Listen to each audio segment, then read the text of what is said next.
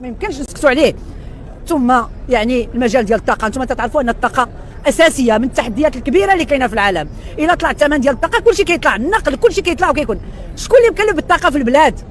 كل هاد الدول اللي كتحترم راسها من بعد الجائحه قالوا حبس التعليم والصحه، خاص الدوله تكلف به، والطاقه خاص الدوله اللي تكلف بها. واش حنايا الدوله اللي مكلفه بهذا الشيء؟ الدوله تخلت على التعليم وعلى الصحه ودارت التسليع، والطاقه سدوا لها سمير، داروا تحرير الاسعار وخلاو 18 عائله كتقج فينا حنايا، وعلى راسها 4 العائلات ضربوا 45 مليار ديال الدرهم، ولا من حاسب ولا رقيب. قال لك سيدي درنا المؤسسه الدستوريه مجلس المنافسه. السيد رجل نزيه وجاب تقرير وقال لك هانتو راه اتفقوا بيناتهم رجعوا الفلوس، حيدوا التقرير. واش هادشي اش من دوله هادي؟ ماشي غير ديمقراطيه الواجهه، ماشي غير مؤسسات الواجهه، هذا يعني الاستهتار بالمغاربه اللي حرروا البلاد واللي هما قادرين باش يبنيو بلاد ديمقراطيه. اكثر من هذا حلوا الحدود البلاد، 56 اتفاقيه تبادل حر.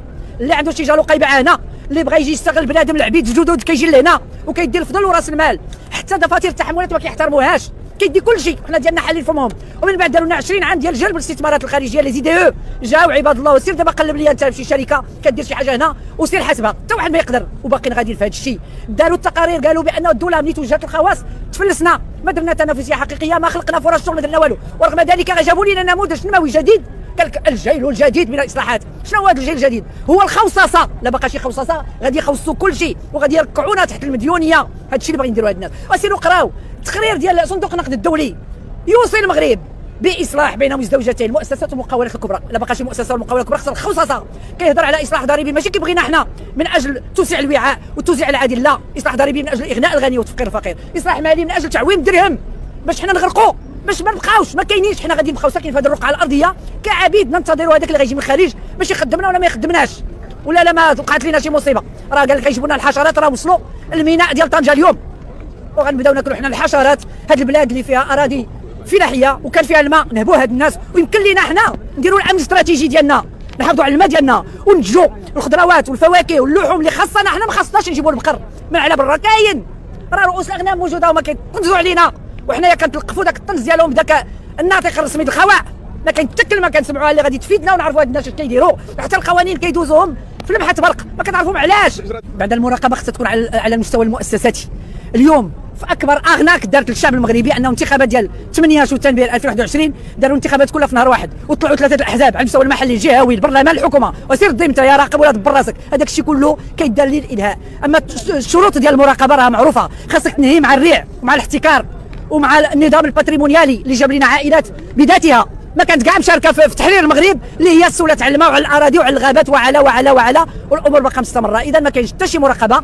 اللي كاين خاص واحد المراقبه شعبيه. اليوم كيبان الشعب المغربي راه فايق، راه خصنا نتنظموا، راه خصنا نديروا واحد الجبهه شعبيه للنضال من اجل بناء الديمقراطيه، من اجل بناء العداله الاجتماعيه، من اجل اننا نحافظوا باش يكون القضاء ما يخضعش لبعض التعليمات ويكون مستقل، باش نحافظوا على خيراتنا، وباش نقولوا ما بغيناش توصيه ديال دول علينا كيف ما بغات تكون. حتى واحد ما يتحكم فينا لا مسمى الصحراء ولا وسط الصحراء. حنا غادي نهزوا السلاح ونمشيو حنا نحرروها. حتى واحد ما غيعاوننا لا في استكمال الوحده الترابيه ولا كلشي كيجي هنا لمصالحه. وهذا الشيء علاش جا الكيان الصهيوني بصباطكم وحنا ساقلين كلشي خايف. شنو هذا المشروع منين جا؟ علاش غادي نخافوا؟ علاش غادي نخافوا؟ حنا خصنا ندافعوا على بلادنا، وحنا ضد الحركه الصهيونيه الاستعماريه اللي كتقتل الدراري والدماء ديالها بالتخاطر الراس. اش بغينا بهم؟ وما غيوريونا شنو غادي نديروا. هذا الشيء كتخافوا منه نتوما الصحابه كنتوش تهضروا على هذا الشيء. خصنا نهضروا، خصنا نتكلموا. حنا بلادنا بغينا نحافظوا على سيادتها، بغينا نحافظوا على استقلال قرارها، بغينا نحافظوا على مستقبل هاد الاطفال اللي كيتلاحوا في البحر في الباطيرات باش يكون عندهم مستقبل هنا، يقراو مزيان، يتكونوا باش غدا ان شاء الله حتى هما يكونوا مواطنين مستقلين ويخدموا بلادهم. واش حنا غنبقاو غير عبيد؟ واش اليوم باغيين يدفعونا الحرب مع الجزائر وحنا غادي نخضعوا لهذا الشيء والمعيور السبان ديال الدول المتخلفه؟